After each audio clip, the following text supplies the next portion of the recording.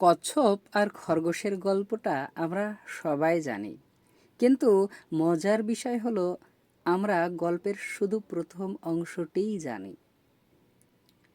এই গল্পের আরও ৩টি অধ্যায় আছে, যা হয়তো আমরা কেউ কেউ পড়েছি বা শুনেছি। এই অংশটা আমরা ছোটবেলায় বইয়ে পড়েছি।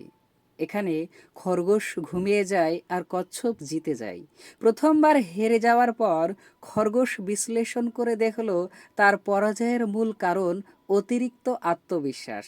তার মানে অতি আত্মবিশ্বাস যে করার জন্যই ক্ষতি। আর কচ্ছপ বুঝল লেগে থাকলেই সাফল্য আসবেই। হেরে যাওয়ার পর এবার খরগোশ আবার কচ্ছপকে দৌড় প্রতিযোগিতায় চ্যালেঞ্জ করলো, আর কচ্ছপ রাজিও হলো। এবার খরগোশ না ঘুমিয়েই দৌড় শেষ করলো এবং জয়ী হলো। খরগোশ বুঝলো মন দিয়ে নিজের সামর্থ্যের পুরোটা দিয়ে কাজ করলেই দ্রুত সাফল্য হওয়া যায়। আর কচ্ছপ বুঝলো ধীর স্থিরভাবে চলা ভালো, তবে কাজ উপযুক্ত গতি না থাকলে প্রতিযোগিতামূলক পরিবেশে জয়ী হওয়া অসম্ভব। কচ্ছপ আবার খরগোশকে আরও একবার দৌড় প্রতিযোগিতার আমন্ত্রণ জানালো।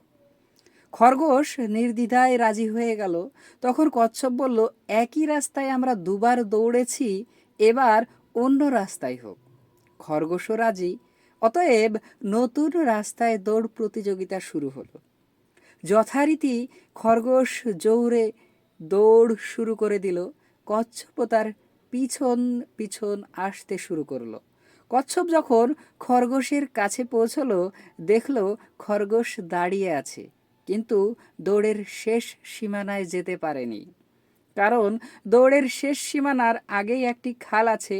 কচ্ছপ খরগোশ এর দিকে একবার তাকালো, তারপর সামনের দিয়ে পানি নেমে খাল পার হয়ে দৌড় শেষ সীমানায় পৌঁছে প্রতিযোগিতা জিতে গেল। খরগোশ বুঝল কিছু নিজের শক্তির উপর নির্ভর করলেই হবে না, পরিস্থিতি আর বাস্তবতা অনুধাবন করার ভীষণ প্রয়োজনীয়।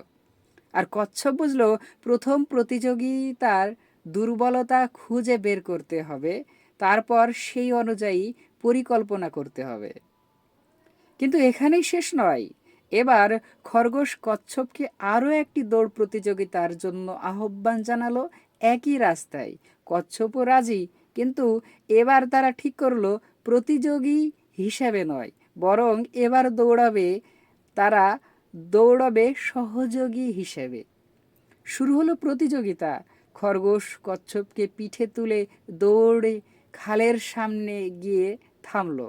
এবার কচ্ছপ খরগোশের পিঠ থেকে নেমে খরগোশকে নিজের পিঠে নিয়ে খাল পার হলো। তারপর আবার কচ্ছপ খরগোশের পিঠে উঠে বাকি দৌড়টা শেষ করলো। আর এবার তারা দুজনেই একসঙ্গে জয়ী হলো। আমরা শিখলাম ব্যক্তিগত দক্ষতা থাকা খুবই ভালো, কিন্তু দলবদ্ধ হয়ে একে অপরের দক্ষতাকে কাজে লাগাতে পারলেই আসে সত্যিকারের সাফল্য। সেখানেই সবাই বিজয়ীর হাসি হাসতে পারে।